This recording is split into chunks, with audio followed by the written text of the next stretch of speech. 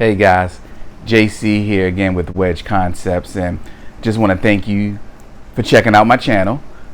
In this video, I'm just going to go over 5 scenarios when you should avoid taking out a personal loan. So let's go.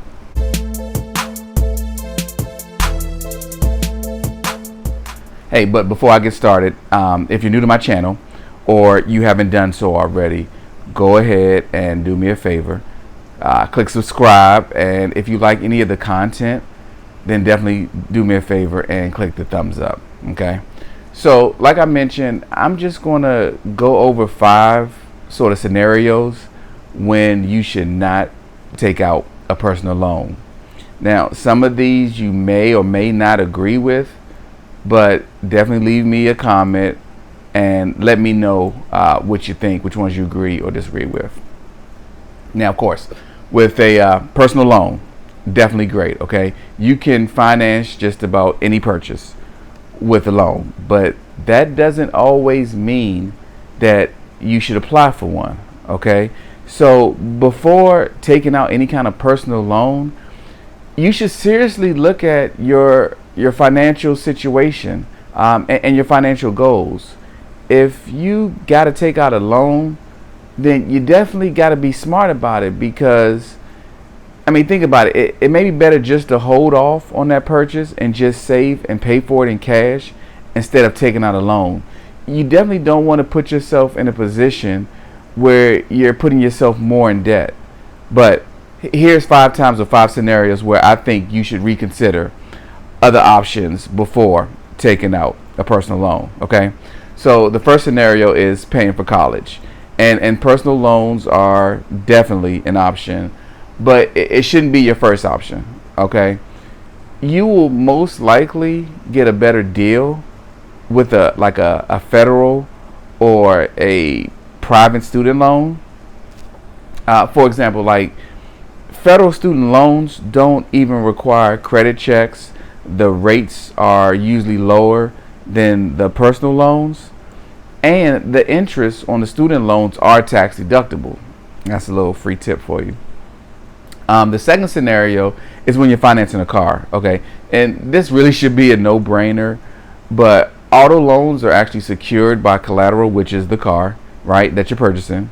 So if you don't pay the car note each month, or you miss some payments, the bank is going to repossess your car, and they'll just sell it to recover the money.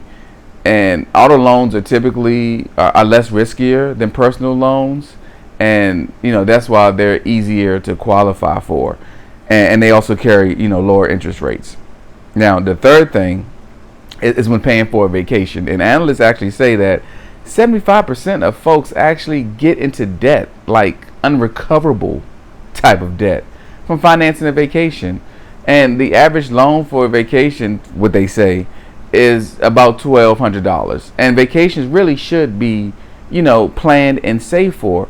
But if you do take out a loan or you use your credit card, you should try your best to pay it back within 90 days. If you're unable to pay it back in 90 days, that should actually be a red flag that you're spending too much, or you're spending more than you really can afford on this vacation. So be practical. Okay, save for like 6 months, then pay for your trip, or even saving $600, then using your credit card to pay for the other half of it. But make sure you pay it off within 90 days.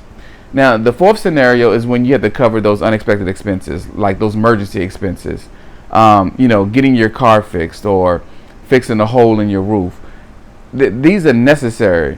But for personal loans, for like known expenses should be avoided. You should avoid using a personal loan for like home repairs or remodeling your kitchen.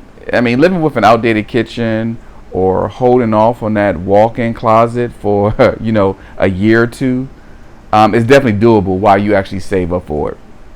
Now, the fifth is actually my favorite, which is consolidating your debt.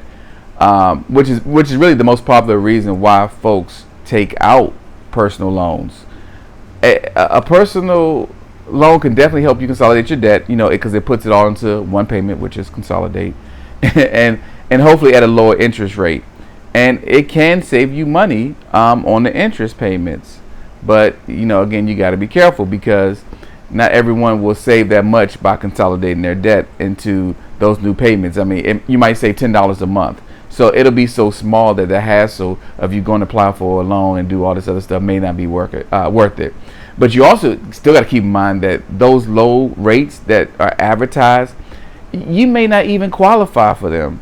So if your credit cards or your debt is small enough that you can knock them out in a year or so, especially if you have you're expecting your tax returns, then you don't really need to take out a personal loan, right? Your best bet is to get a 0 interest credit card, but of course you got to be able to qualify for those. And if you can get that credit card and it allows you to transfer the balances from other credit cards or from other kind of debt, then you're in a much better position to pay off your debt sooner without all the extra interest, right? Now, of course, there are going to be times when things that come up that are unexpected, and credit cards, won't cover the all of your expenses, whereas a personal loan is your only option. Then 100%, okay, take out a personal loan. Now, if you are planning on getting married, or you're moving across the country for a new job, or any other kind of major life events that will be expensive, you want to crunch those numbers. You want to start a savings plan. Think twice about a personal loan, okay? If you do need to take out a personal loan, you got to ask yourself, will it help further your financial goals, or will it actually put you further into debt? Play with the numbers, all right?